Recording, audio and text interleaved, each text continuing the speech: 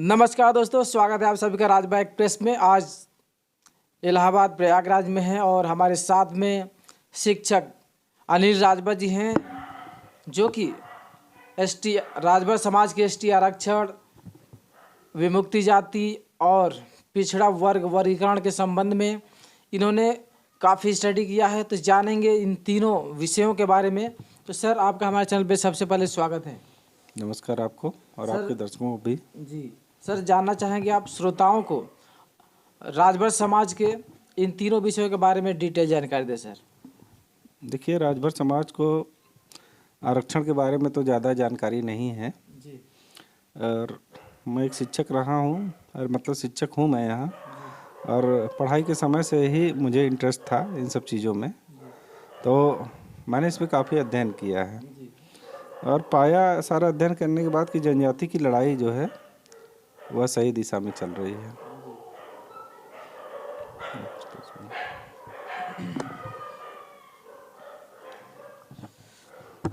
जो एसटी आरक्षण है, बहुत सारे संगठन भी हैं, लड़ाई लड़ रहे हैं, तो उसके बारे में डिटेल श्रोताओं को बताएं कि एसटी आरक्षण क्या लीगल लड़ाई है या फिर अभी जो कोर्ट के माध्यम से जो लड़ाइयाँ चल रही हैं, प्रोसेस चल रहा है, उसके विषय में डिटेल दें सर। देखिए, एसटी आरक्षण से पहले मैं कुछ ऐतिहासिक पृष्ठभूमि पर जाऊंगा। आरक्षण की बात तो बाद में है। पहले यह जानना जरूरी है कि भर जाति को आरक्षण चाहिए क्यों, आखिर इसकी क्या आवश्यकता है। तो हमने देखा है समाज में कि बहुत लोग भर जाति को राजपूत, क्षत्रिय आदि आदि कह रहे हैं। तमाम संगठन भी बने हैं, रजिस्टर्ड संगठन बने हुए हैं। सब लोग अपने अपने स्तर से प्रयास कर रहे हैं और कुछ संगठन हैं इस देश में जो अपने भर बिरादरी के उत्थान के लिए आरक्षण की लड़ाई भी लड़ रहे हैं। इसी प्रदेश में नहीं, अन्य प्रदेशों के लोग भी उन लोगों को सपोर्ट कर रहे हैं। तो पहले बात आप समझ लीजिए कि भर जाति के आरक्षण की लड़ाई में सबसे पहले 2001 में एक रिपोर्ट हमें मिली, जो मैंने पढ़ा, तो सामाजिक न्याय समिति रिपोर्ट थी। इसमें बताया गया कि अन्य पिछड़ा वर्ग में जो भी जातियाँ हैं उनको 3 भागों में बांट दिया गया और आरक्षण के लिए एक अध्यादेश भी पारित किया गया, मगर किन्हीं विधिक कारणों के कारण सुप्रीम कोर्ट में स्टे हो गया और यह हो नहीं पाया। फिर इसी बीच विमुक्त और घुमंतु जनजातियों की लड़ाई भी कोर्ट में चल रही थी। उस समय मैं इंजीनियरिंग का छात्र था, प्रथम वर्ष में मैं पढ़ाई कर रहा था। समाज के कुछ लोग आए, मैं मिला उनसे, तो मुझे इसके बारे में जानकारी हुई। विमुक्त और घुमंतु जनजातियों की जो लड़ाई चल रही थी कोर्ट में, वो तमाम याचिकाएँ यहाँ खारिज हो गई। हाई कोर्ट में, सिंगल बेंच, डबल बेंच में, सुप्रीम कोर्ट गए, वहाँ भी खारिज हो गई। तो उन याचिकाओं में जो आदेश हुए मैंने उनको पढ़ा तो पाया कि भर जाति जो है अन्य पिछड़ा वर्ग में है, न कि अनुसूचित जनजाति या अनुसूचित जाति में है। और बिरादरी के लोग यह गुमराह होते रहे कि विमुक्त और घुमंतु जनजाति मतलब अनुसूचित जनजाति। ठीक है, कोर्ट के तमाम आदेश भी हो, कोर्ट भी काफ़ी समय तक गुमराह रही। अंत में कोर्ट ने कहा कि राज्य सरकार ऐसे शासनादेश नहीं जारी कर सकती, न किसी जाति को राज्य स्तर पर अनुसूचित जाति या जनजाति की मान्यता दे सकती है। जो भी काम होगा केंद्र सरकार करेगी, और केंद्र सरकार ने भी कुछ गाइडलाइंस बनाई हुई हैं। उसमें सबसे ज़रूरी ये है कि प्रस्ताव जो है राज्य सरकार रिकमेंड करेगी। ठीक है, किसी भी जाति को अनुसूचित जाति या जनजाति में भेजना है, उसके लिए राज्य सरकार प्रस्ताव बनाएगी। और भर जाति का ऐतिहासिक पृष्ठभूमि और जो भी लिटरेचर अवेलेबल है, उससे यह पता चलता है कि भर कभी भी अछूत नहीं रहे। भर जो है जनजाति समुदाय रहा। पहली बार अंग्रेज़ों के समय में इनका लिखित इतिहास मिला, उनके रिसर्च पेपर मिला 1845 के करीब आसपास। पता चला कि भर जाति के बारे में यह बताया कि भर जाति को राजभर, भरत और भरपतवा भी कहा जाता है। H.M. इलियट ने पहली बार बताया। और इससे पहले के इतिहास अंधकार युगीन भारत और किताबों में जो मिले हैं वह किंवदंतियों पर आधारित हैं, और लोग इनको भारतीय क्षत्रियों से भी जोड़ते हैं। और उस किताब का भी मैंने अध्ययन किया, तो उसमें लेखक काशी प्रसाद जायसवाल हैं, वह स्पष्ट नहीं है कि भर ही भारतीय हैं। ठीक है, और अभी आप लोगों ने देखा होगा कि सुहेल देव जी के बारे में भी काफ़ी चर्चाएं रही हैं। कोई उन्हें पासी कहता है, कोई उन्हें भर कहता है, कोई उन्हें राजपूत कहता है, कोई उन्हें छत्री कह रहा है। और ऐतिहासिक अभिलेखों में और डिस्ट्रिक्ट गजेटियरों में उनको भर थारू या राजपूत राजा कहा गया है। बाकी जातियाँ फिर कैसे दावा कर देती हैं?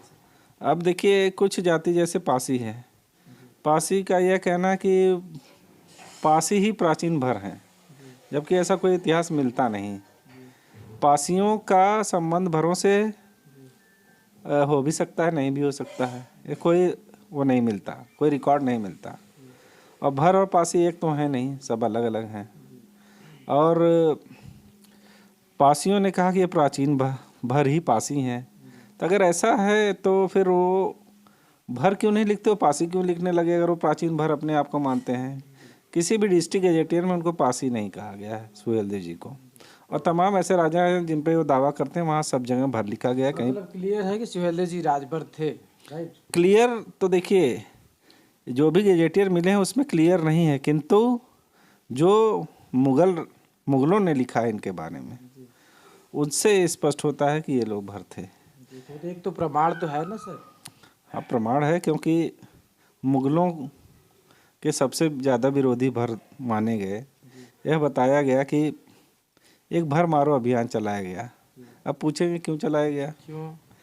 क्योंकि बताया जाता है कि सुहेलदेव जी ने इनके गाजी मियाँ हैं, जिनका नाम आप लोग जानते हैं, सैयद सलार मसूद गाजी उनको कहा गया, उनका वध कर दिया था। इस वजह से ऐसा हुआ कि मुग़ल इनके जानी दुश्मन हो गए। और ये भर ऐसे जान जाते थे कि ये भर है तो उनको तलवार के घाट उतार देते थे। इससे विस्थापित होकर जंगलों में चले गए और उसके बाद जो है आदिवासियों जैसा जीवन व्यतीत करने लगे। अंग्रेज़ों के समय में इनके बारे में जो इतिहास मिला तो इनको बताया गया कि भर जो है एक अपराधी जनजाति है। इसको देखते हुए क्रिमिनल ट्राइब एक्ट लगा दिया गया। 82 साल तक ये भी रहा। अब जब इससे आज़ादी मिली तब हम लोगों ने इस आज़ाद भारत में 5 साल बाद आज़ादी की सांस ली। ठीक, लेकिन ये चीज़ कहाँ से, जब ये देश आज़ाद हुआ तो क्रिमिनल एक्ट राजभर के ऊपर कैसे लगा? ये सिर्फ राजभर के ऊपर ही नहीं लगा है, देश में 151 से अधिक जनजातियां हैं जिनके ऊपर जो क्रिमिनल ट्राइब एक्ट लगा था। ऐसा न कहिए कि सिर्फ राजभर पे, राजभर जैसी तमाम जातियां थीं। राजभर नहीं कहिए, उनको भर कहिए, ठीक है? भर मूल जाति है और भर से ही सारी जातियां भर, राजभर, भरत, भरपतवा बनी है, ठीक है? तो इसलिए यह कहना गलत है कि सिर्फ राजभर पे ही लगा। और फिर इसके बाद आप समझिए कि ए बना बैकवर्ड कमीशन, प्रथम पिछड़ा वर्ग आयोग। तो उसने संस्तुति करी कि विमुक्त और घुमंतु जनजातियां जो है इनको अनुसूचित जाति, जनजाति या अन्य पिछड़ा वर्ग में सम्मिलित कर लिया जाए। किंतु भर जाति का जो वर्गीकरण जो उत्तर प्रदेश में किया गया वो गलत कर दिया गया, उनको अन्य पिछड़ा वर्ग में डाल दिया गया, जबकि इनकी स्थिति अनुसूचित जाति जनजातियों से भी खराब थी। अब ऐसा क्यों हुआ, आप पूछेंगे? क्यों हुआ? क्योंकि हमारे कोई प्रतिनिधि नहीं थे उस समय, जनप्रतिनिधि नहीं थे, न हमारे संगठनों ने किसी ने रिप्रेजेंट किया। सब क्षत्रिय और राजपूत बनते रहे। और जब अनुसूचित जनजाति का आरक्षण मिलना था उस समय भी हमारे ही बिरादरी के संगठनों ने इसका विरोध कर दिया कि हम अछूत नहीं हैं। ये मैं मानता हूँ कि भर अछूत नहीं है, ठीक है, मगर जनजाति में ऐसी कोई बाध्यता नहीं है अछूत होना। जनजाति के जो मानक हैं उसके अनुसार भर जो है पूर्णतया जो है उसके मानक पूरे करते पाए जाते हैं। इसी आधार पर प्रथम पिछड़ा वर्ग आयोग ने मध्य प्रदेश और उस समय बॉम्बे स्टेट था, इसमें इनको अनुसूचित जनजाति में रिकमेंड किया। और किसके साथ किया? आप जानते हैं, गोंड जनजाति समुदाय, इस देश का सबसे बड़ा जनजाति समुदाय, उसके साथ रखा। और 1956 में जब नोटिफिकेशन हुआ तो बॉम्बे स्टेट और मध्य प्रदेश दोनों जगह इनको अनुसूचित जनजाति गोंड समूह के साथ किया गया। और उसके बाद जब बॉम्बे रिऑर्गेनाइजेशन एक्ट बना और महाराष्ट्र स्टेट का निर्माण हुआ तो महाराष्ट्र के भी कुछ जिलों में इनको अनुसूचित जनजाति घोषित किया। सन 1976 में जब एरिया रिस्ट्रिक्शन हटाया गया तो मध्य प्रदेश और महाराष्ट्र के होल मध्य प्रदेश महाराष्ट्र में इनको अनुसूचित जनजाति घोषित कर दिया गया। और इसके बाद जब छत्तीसगढ़ बना वहाँ भी हो गए, किंतु उत्तर प्रदेश में यह काम नहीं हो पाया। उत्तर प्रदेश में गोंड समूह में की जो 40 जनजातियाँ थी उसमें से 5 जनजातियों का इन्होंने रिकमेंडेशन भेजा, उन्हीं को कराया। ऐसा क्यों हुआ? ऐसा भी वही तो बताया कि हमारे कोई प्रतिनिधि नहीं थे। हमारे पहले जनप्रतिनिधि आदरणीय दूधनाथ जी बने तब उन्होंने अनुसूचित जनजाति में रिकमेंडेशन के लिए विधानसभा से पास कराया। 1980-81 की बात है। और प्रस्ताव किन्हीं कारणवश अनुसूचित जाति में चला गया जो रिजेक्ट हो गया। आरजीआई ने कहा कि जो इनके ऊपर जो अभिलेख मिलते हैं वो ज़्यादातर भर जाति पे मिलते हैं और भर जाति किसी राज्य में अनुसूचित जाति नहीं है, न ही अछूत है। और जनजाति के बारे में प्रस्ताव नहीं था, इसलिए उस पर उन्होंने कोई कमेंट नहीं किया। और फिर यही गलती जो है चलती रही। तमाम सर्वे हुए, तमाम रिपोर्टें बनाई, रोज़ यहाँ के शोध संस्थानों में बनाई, मगर यह सिद्ध नहीं कर पाए कि भर अछूत हैं और अनुसूचित जाति लायक हैं। और फिर जब यह मामला चलता रहा तो कोर्ट के माध्यम से याचिकाएं हुई। 11 मार्च 2022 को एक ऑर्डर भी हुआ है। एक कतिपय संगठन है, उसका नाम मैं नहीं लूँगा, सब लोग जानते हैं। उसमें ऑर्डर हुआ। उस ऑर्डर के बाद सरकार फुल फॉर्म में आई और उन्होंने तड़ातड़ सर्वे भी कराया। वो सिर्फ कोर्ट के आदेश से हुआ। इसमें किसी जनप्रतिनिधि या उसका जो है कोई रोल नहीं है, न उन्होंने इसमें किसी तरीके का कोई सपोर्ट किया है।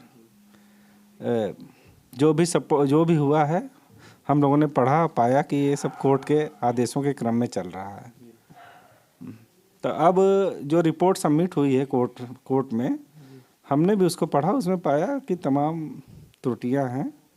और इन्होंने तो जो 3 राज्यों में जनजाति हैं उसको तक इन्होंने इनकार किया हुआ है। जबकि इसी के आधार पर मध्य प्रदेश, महाराष्ट्र, छत्तीसगढ़ के आधार पर ही गौंड समूह की अन्य जातियों को इन्होंने अनुसूचित जनजाति घोषित किया प्रस्ताव भेजकर। और हमारा प्रस्ताव ही राज्य सरकार में पेंडिंग है। ये प्रस्ताव भेजा किसके द्वारा गया है, ये जानना चाहेंगे सर। प्रस्ताव जो भी भेजा जाएगा राज्य सरकार के द्वारा भेजा जाएगा। उत्तर प्रदेश में जो भी सरकार है उसको यह प्रस्ताव भेजना चाहिए, क्योंकि ये 40 साल पुराना मामला है। 40 साल से प्रस्ताव भेजा ही नहीं गया जनजाति का। अगर ये भेजा गया होता तो निश्चित हो जाता। अब कोर्ट में भी मेरा पूछने का ये मकसद है कि जो एसटी आरक्षण का जो मामला है तो कोर्ट में किसके द्वारा मुहिम, उसकी कौन लेके चल रहा है? देखिए, ये तो पूरा समाज चाहता है कि यह काम हो, ठीक है। तो कोई न कोई संगठन आएगा, कोई न कोई सपोर्ट करेगा, तभी यह काम बढ़ेगा आगे। और नाम तो आप लोग जानते ही हैं कि किन संगठनों ने इस लड़ाई को आगे बढ़ाया है। क्योंकि भाई राजनीतिक बातें हो जाती हैं, क्योंकि ये मामला पूर्णतया राजनीतिक नहीं है। यह मामला पूर्णतया लीगल है और यह लीगल मैटर कोर्ट में चल रहा है। कोर्ट के मामले में कोई टिप्पणी करना उचित नहीं होगा। कोर्ट जो निर्णय देगी, कोर्ट अगर हमारे पक्ष में निर्णय देती है तो सबका स्वागत है, नहीं देती है, हमारे खिलाफ देती है, तो हम उसके लिए भी तैयार हैं। देखिए, समाज की लड़ाई है, समाज के लोग सहयोग कर रहे हैं, उससे लड़ी जा रही है।